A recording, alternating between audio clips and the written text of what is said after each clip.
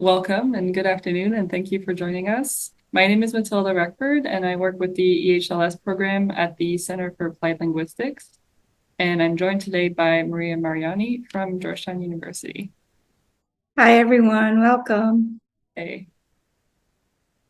So during this webinar, we're going to talk about the English for Heritage Language Speakers program, what it offers and its requirements, and we'll get into the details about the application process and talk a little bit about skills testing. We'll also talk about the application process and provide some tips to keep in mind as you apply. Throughout the presentation, you can ask questions by typing them in your Q&A box, and we'll take questions and try and answer as many of them as we can. So let me do a quick overview of the EHLS program before we dive in deeper. So EHLS is a scholarship program with a focus on professional English communication skills and career skills. The program trains advanced speakers of English to be effective communicators and strong candidates for federal jobs. It is hosted by Georgetown University in Washington, D.C., and every scholar admitted to the program receives a full scholarship funded by the federal government. The program is 8 months in length. The first 6 months are full-time on the Georgetown University downtown campus, and the final 2 months are part-time, conducted online. Participants are native speakers of critical languages who have a strong interest in public service. EHLS scholars come from diverse cultural, educational, and professional backgrounds, but they are all united by an interest and commitment to public service. So why EHLS? EHLS was established because critical language skills are in high demand in the US government. There are other government-sponsored programs to teach critical languages to native English speakers, but this is the only program designed to prepare individuals with native knowledge of critical languages to the federal workplace. EHLS is a partnership among 4 organizations: the Defense Language National Security Education Office, or DELENCIO, that provides funding; the Center for Applied Linguistics, where I work, that oversees instruction and coordinates language testing; Georgetown University, where Maria works, that provides instruction; and the Institute of International Education, or IIE, that oversees the application process. EHLS started in 2006, and 2024 will be the 19th program year. Now a little bit about the scholarship benefits and terms. Scholarships are funded by the Defense Language and National Security Education Office. Each scholarship provides full tuition and fees for the 8-month academic program, in addition to a living stipend that is $3,600 during the first 6 months of the program, and then $1,200 per month during the last 2 months of the program. For scholars moving from outside the DC area, the funder, DELENCIO, can reimburse relocation costs up to $1,000. And for that, it's important to keep all your receipts of any relocation costs that you incurred. Other benefits include health insurance through Georgetown University, a laptop computer on which you can complete EHLS assignments and that you can keep after the program ends, and a certificate from Georgetown University upon successful completion of the program. And that in itself opens a lot of doors, especially in the DC area. Scholars must agree to the following terms: full-time attendance and successful completion of the academic program, agreement not to work during the academic program. So during the full-time portion of the academic program, that's the first 6 months of the program, and accepting a service requirement after completing the academic program. And Maria will talk about that in a little bit. Now, a little bit about eligibility. You must be a US citizen at the time of application. You must be a native speaker of one of the 27 languages listed. and you must have professional level proficiency in that language. You must have advanced proficiency in English. Your proficiency in both English and your critical language will be formally tested, and we'll discuss the details of that process later in the application. You must have a college degree that's at least a bachelor's degree or equivalent to a bachelor's degree in the US. And you must be able to use the internet, word processing programs, and PowerPoint. And you must commit to a full-time day program from January through June in Washington, D.C. at Georgetown University. And you must be willing to work for the federal government for 1 year in a position with national security responsibilities. It will be your responsibility to find that position. Okay, so scholars are required to fulfill a 1-year commitment to work for the federal government, but we are really interested in folks that want to make a career of federal work. But I cannot emphasize enough that it is the scholar's responsibility to search for and secure a position within the federal government with national security responsibilities. You will get a lot of support from our instructor in the career skills development class, but ultimately it will be your job search. We are a university and not a job placement agency. And while I say this, it's good for you because you get to choose the job of your choice as long as it has national security responsibility and is a federal job. While scholars prepare for their job search right away, their job search is the focus after completing the intensive portion of the program. What does good faith effort mean? Well, you would need to document and keep track of all the jobs and positions that you have applied for. You are required to keep a log in NSEP.net. Okay, let's take a look at the next one. So we have 3 broad tiers of service listed here in descending order of preference. Tier 1 includes all 4 priority areas. EHLS scholars are required to begin job search within these departments. Any civilian or foreign service positions within these departments will count towards your requirement. They don't necessarily need to be language-enabled positions.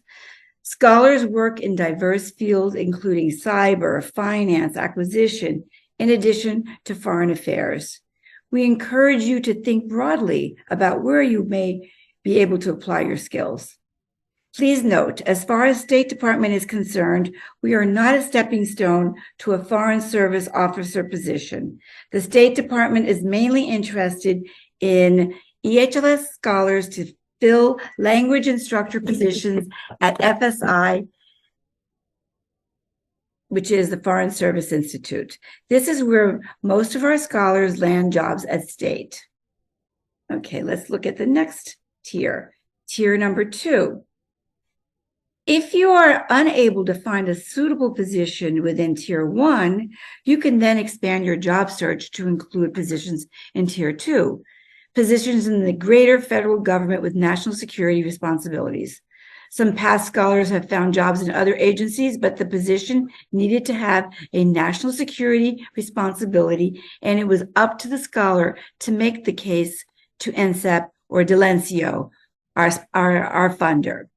NSEP has a very broad understanding of national security, including issues of population and migration, public health, diplomacy, and economic competitiveness.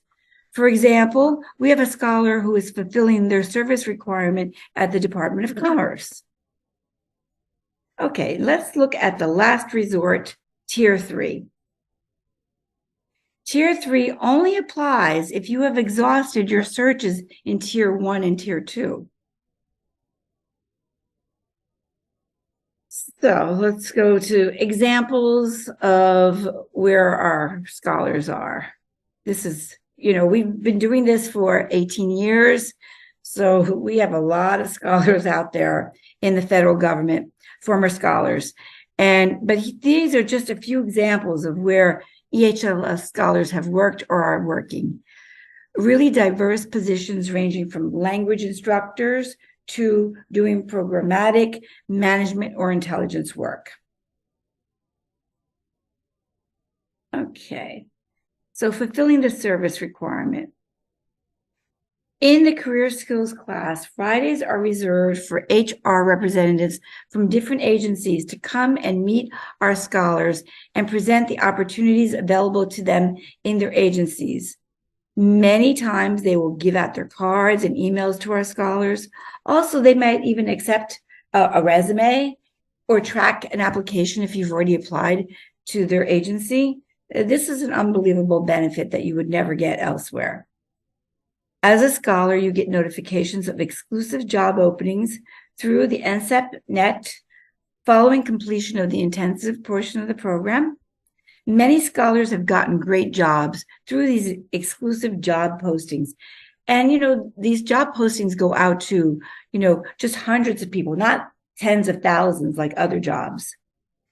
EHLS scholars have a special hiring advantage called Schedule A. Under Schedule A, an agency can hire you faster without going through all the normal requirements if there is an urgent need for your specialty or your expertise. But positions may still require security clearance, so that cannot be rushed. Okay, let's look at the academic program.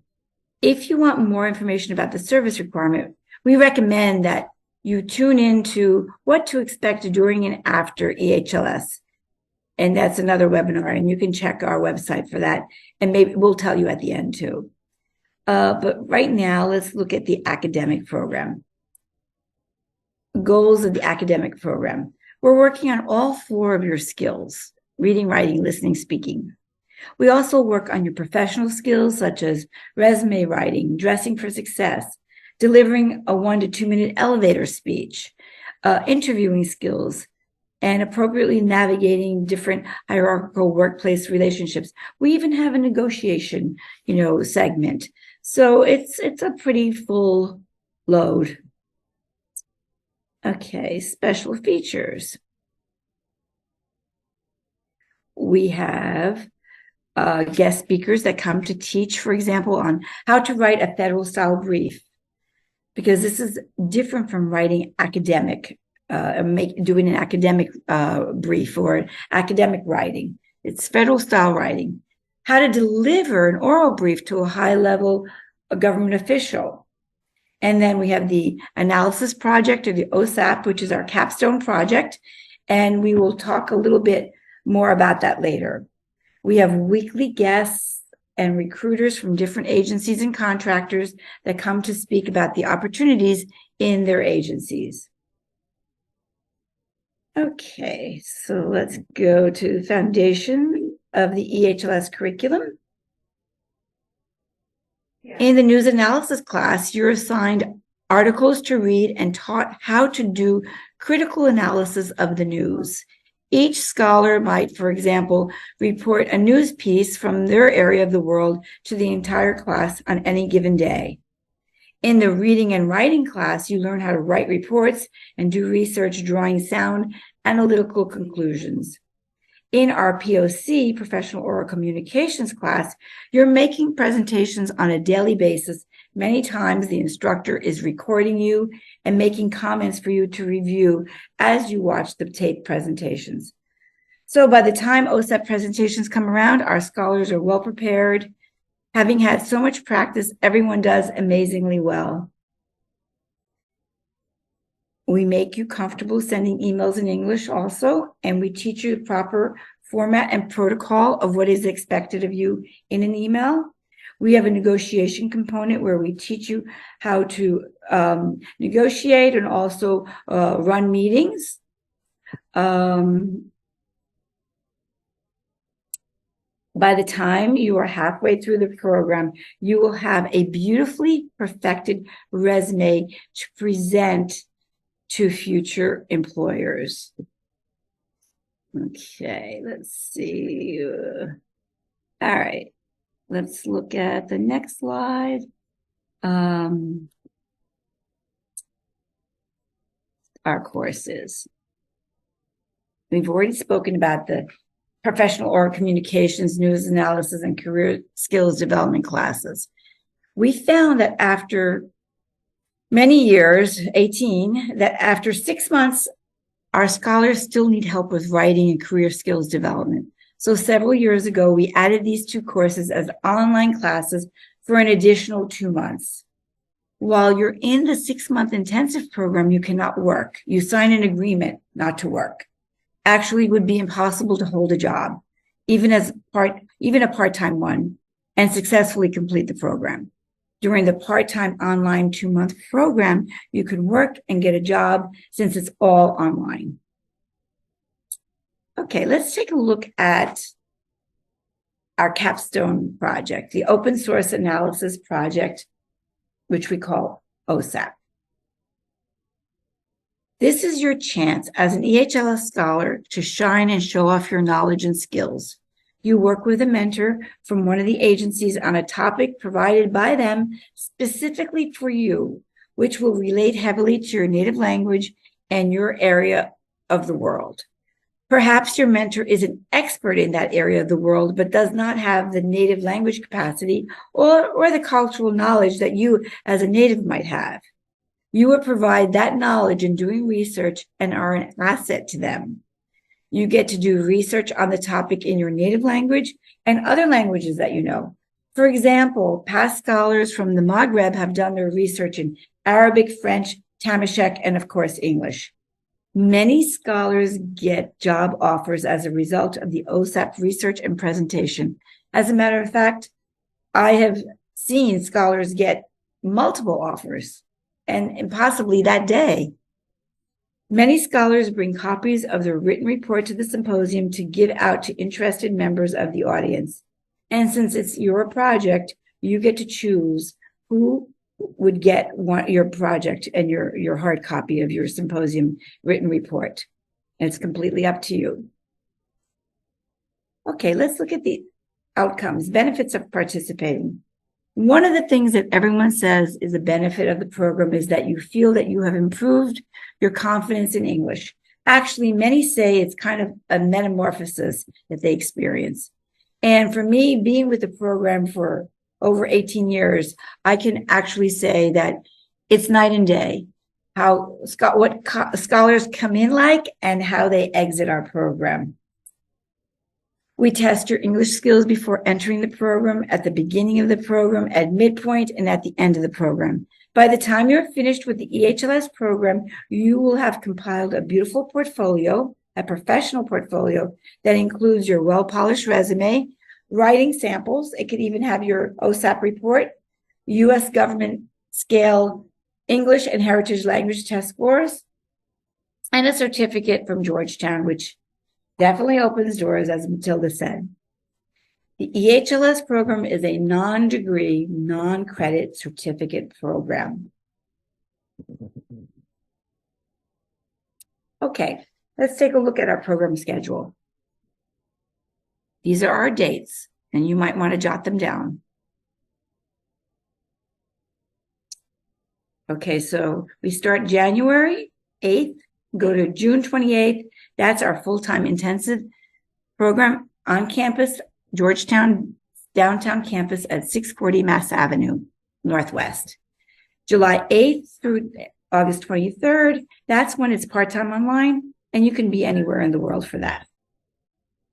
Okay, now I'm going to pass it over to Matilda. Matilda, you want to take over? Yes. So we've done the overview of the program, the service requirement, and the academic program, and now we're going to go over how to apply to this program. So there are a couple steps and 2 stages to the application. All candidates will complete stage 1, while only some candidates will be invited to stage 2. So steps 1 and 3 of stage 1 are: step 1, you prepare your application. Step 2, you submit your application and all the supporting documents. And step 3, you complete an oral proficiency interview or OPI in English. And stage 2, if you're provisionally selected, you will take language and technology skills tests virtually and then receive notification of your results and status. Here are some important dates that summarize these stages. So the application is now currently available, so you can go to our website for the link to apply.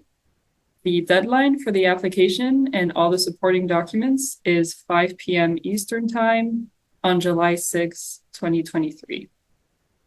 Once an application is submitted and considered complete, we will invite applicants to schedule an oral proficiency interview, or OPI, in English.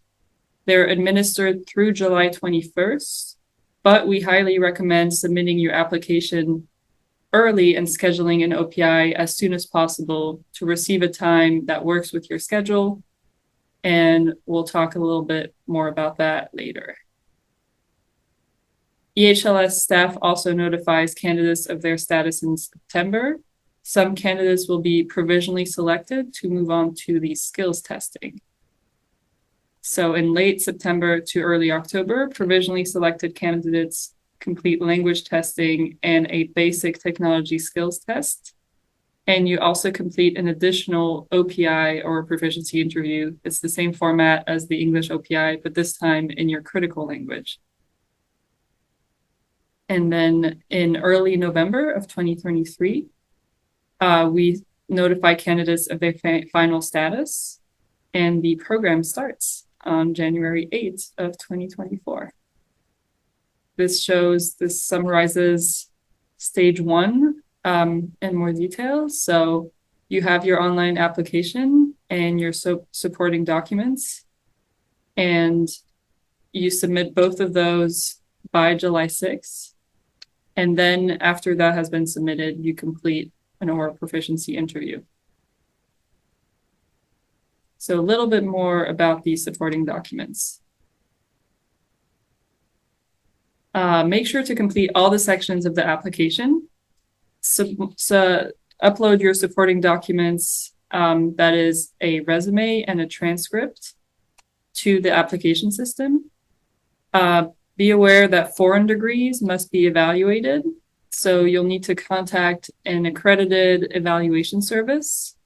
An example of one is WES, but we recommend a few services that you can contact for evaluating your transcript and your degree. In the application website, you can find that. And on our website, on the EHLS.org website, you can find that, program.org. So you'll need to get this evaluation and then upload it to the application system. Note that evaluations can sometimes be a lengthy process. It could take up to 2 months. So start early with asking and getting the process of the evaluation started early. For references, you must select at least one, but we recommend 2 professional references. So these are people who will write a recommendation letter for you. You will enter their contact information into the online application system, and then we will contact them and they will submit it automatically through the online system. If possible, one recommendation should be from your current supervisor, or you could also consider former supervisors or professors. We recommend to keep it professional and not to choose family members or personal friends as your reference. And then you will receive an automated email confirming that the submission, that your application is submitted. And once you have submitted it, it will be reviewed by the staff of IIE, of the Institute of International Education.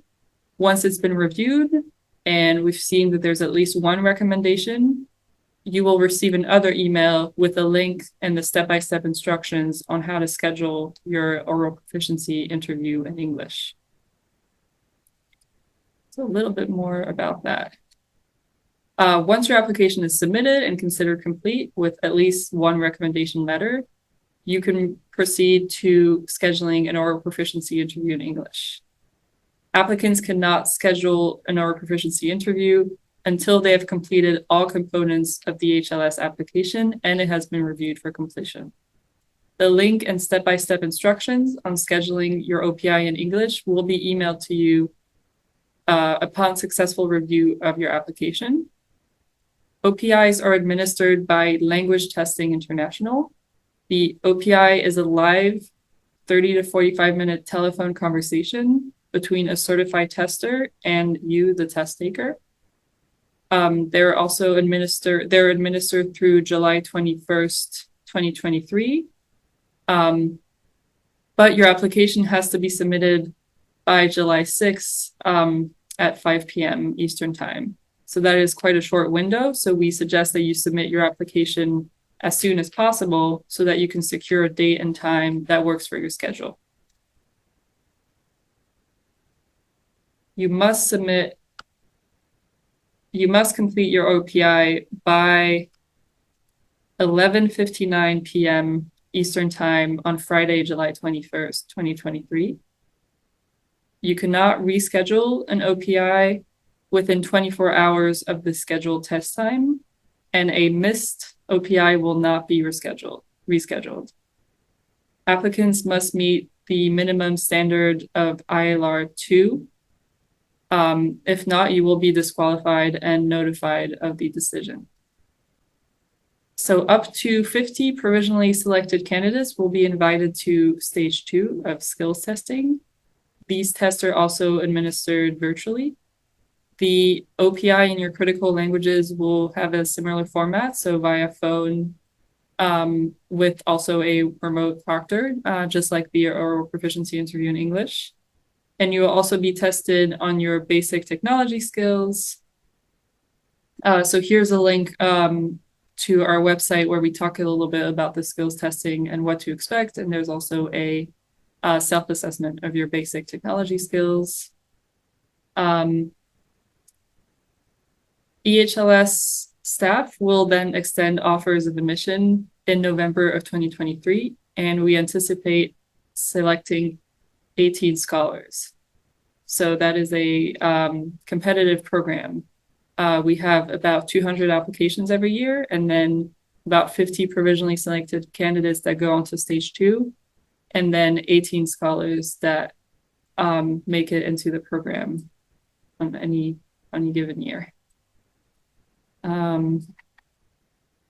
Here are some tips. For stage 1, so for the application portion, use the information from your resume to complete the employment section of the application.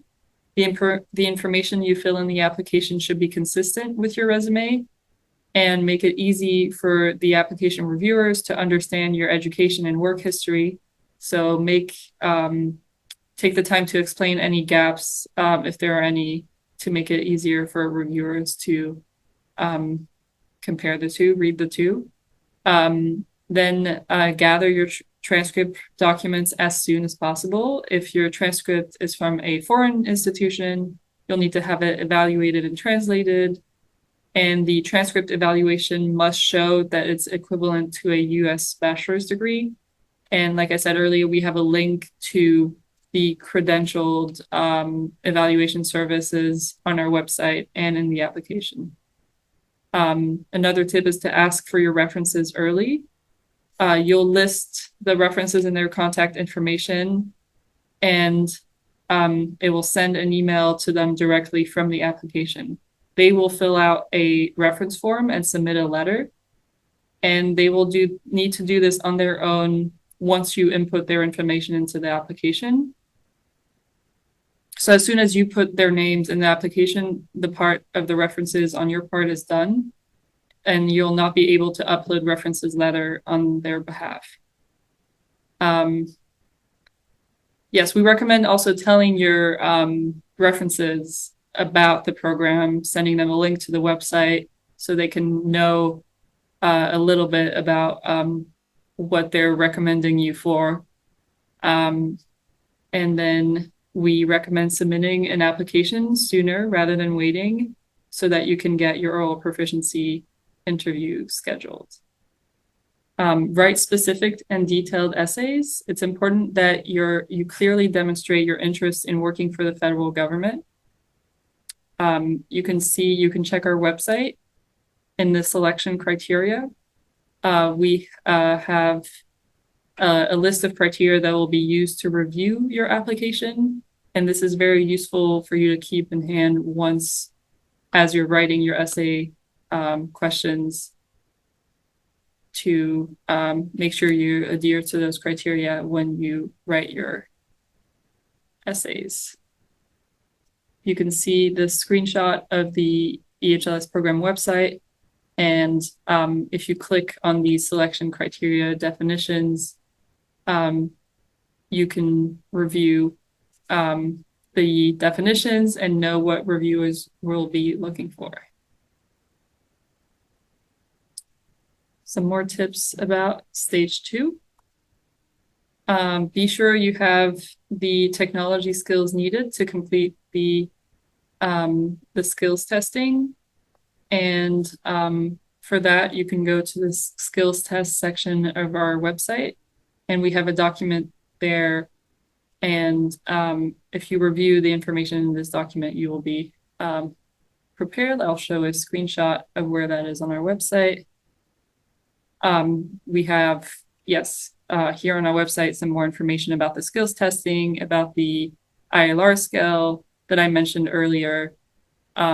So getting familiar with those and preparing for the testing is going to be very helpful for your application. So we recommend doing that. And that's it. Please follow us on social media.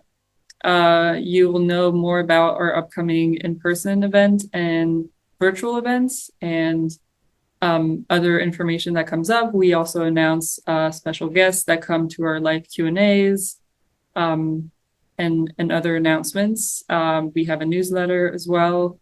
So the more you know, the more you attend our information events, the more you'll be writing a successful and submitting a successful application, because you'll have all the information, especially from special guests like alumni who will join us at the Q&A session. You can make a good argument for why you want to go into the program and kind of use what alumni have told you, instructors have told you, what we have told you in the information sessions, to show that you've really done your research. And you can really do that on our website and by following our social media. So this is a list of the upcoming virtual events. Like I said, the Q&A sessions will announce special guests who will be joining us. I can already announce today that on Wednesday, April 26th, we'll be joined by an instructor of the EHLS program who can talk a little bit more about what it is to be, on campus following their class at Georgetown. And we'll be joined on that same Q&A by an alumni from 2020 who will also talk about their experience going through the program, what career they had, and can answer any questions you might have if they have any tips on the application or just more details about what their life has been like during and after EHLS. We also talk in more detail about what happens during and after EHLS in our During and After EHLS webinar, where we'll be joined by our funder from Delencio and the program director at Georgetown University, who can talk a little bit more about the service requirement and different career options. And then we have a webinar about applying to EHLS, where we talk more and give more tips about the application process. So they're really, this webinar that you're attending now and these other two really cover all the information you need to know. So I really recommend attending all three to have every detail, to be really ready for your application. And then as you're doing your application, reach out to us and ask questions. These live Q&A questions are there for you as you're writing your application to log on and ask us some questions that might have come up for you. So we're definitely here to help, and here are our contact information. You can contact Maria for EHLS curriculum, schedule, and Georgetown facilities questions. You can contact me for any OPI scheduling and language testing questions. And you can contact Anna Gay from the Institute of International Education for any questions on the online application system. A question from Jamila. How much time commitment is it to participate in the EHLS program? I can take that if you like. Yes, sounds good. Well, during the full-time program, it is more than just full-time. So you will be with us Monday to Friday from 9 to 5 every week. You will have homework every night, maybe 2 to 3 hours of homework every night. You will have homework on weekends. So I always tell people that you should be prepared to not be the person that does the shopping, the cooking, or the children pick up or drop off. You need to have a backup plan as to who is going to help you. So the time commitment during the intensive program is intensive. Yes, I know that some of you are going to think of questions after we're done, but do not fear. You have our emails, and you can always send us the question, and we'll answer you. Yes, we have a question about how long the program is. So the program starts in January until August of any given year. So the next program year will be January 2024 to August 2024. And then so the first 6 months, January to June, are in person in Georgetown, and then July, August, the last 2 months are online. So it's you need to be with us January 8th. That's when we start. And then the intensive program ends January 28th. Excuse me, June 28th. So January 8th through June 28th. And then, of course, the online starts in July and August. But you can be anywhere for that. Okay, so Jamila, if you live in California and don't plan to relocate to the East Coast, then you would not be able to take advantage of our program. Because for the January to June, you would have to come in person to Georgetown University. Yes. I think a lot of our scholars would say that that time commitment is really worth it, and is not necessarily a commitment to relocate for your entire life to the East Coast. If you end up working for the government, during your service requirement, and then later, that those jobs exist anywhere in the country, in the world. So it's the question of whether you want to invest, in yourself and your career for that portion of the program. And I would say it's really worth it. And maybe it's not for you this year, this coming year, but keeping us in mind for the future. Things change, and also tell your friends about us. Yeah, and I think it's also worth completing an application, seeing what that's like, seeing what your level is in English if you pass the ILR2, getting familiar with the questions and the format. And yeah, we hold this program every year. This is 2024 will be our 19th year. Great, thanks for completing this poll. I'll share the results. I'm glad some of you follow us on social media, and some of you were able to meet with us in in-person events. That was really great that I got to see some of you in different cities, and stay tuned. We'll be going to some more cities throughout the recruitment season, and I really look forward to meeting more of you. and Maria as well. And same Like here. we've Yes, been yes. going to different cities, but Maria's also here in I'm DC. here in DC and I've met a lot of you and I look forward, if I haven't met you, I look forward to seeing you at one of the libraries. So look on our website and we'll be posting new events around the DC area.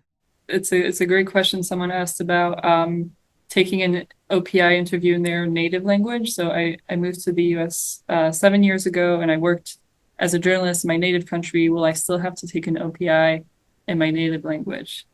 And yes, so Maria answered yes. The answer is yes. You'll have to take the OPI in your native language. I think it's And that is if you're provisionally selected. yes. I really recommend getting familiar with the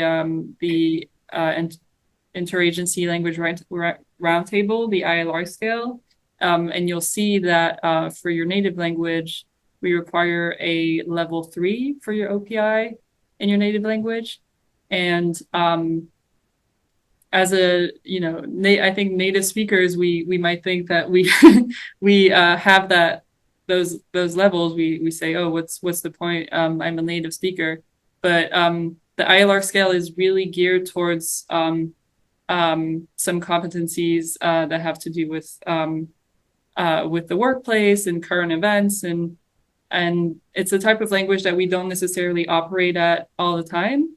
And so even for your native language test, it is worth preparing and is worth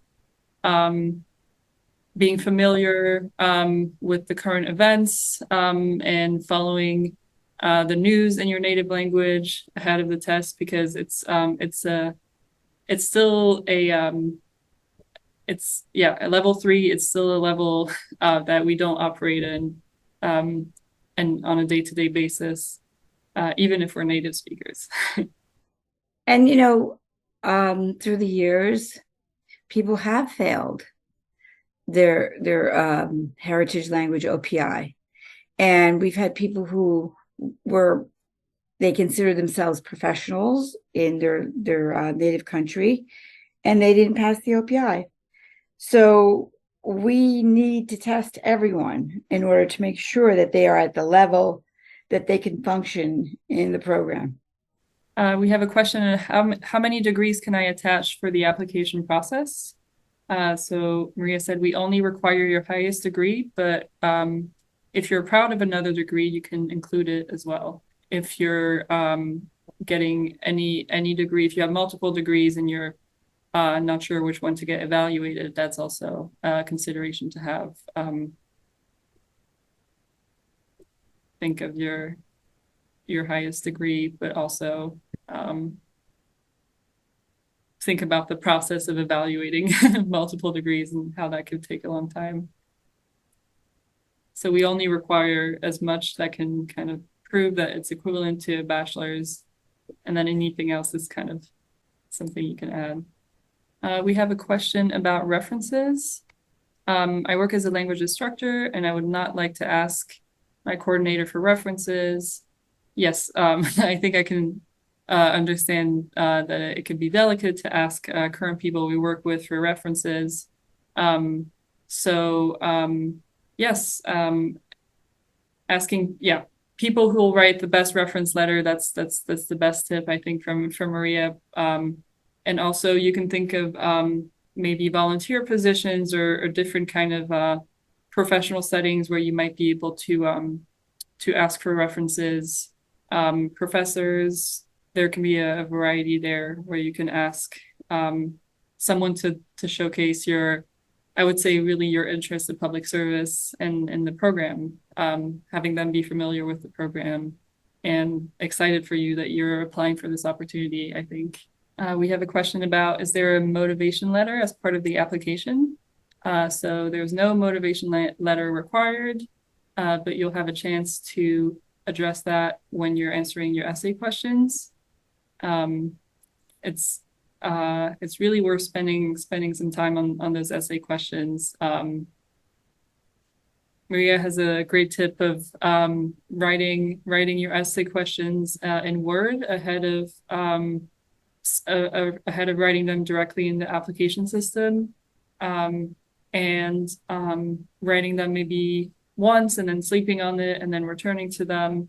Taking your time with the process to make sure you have really good essay questions where you can really showcase your motivation for the program. We've gotten a lot of questions about citizenship. You must have your citizenship in hand by the application deadline of July 6th, 2023.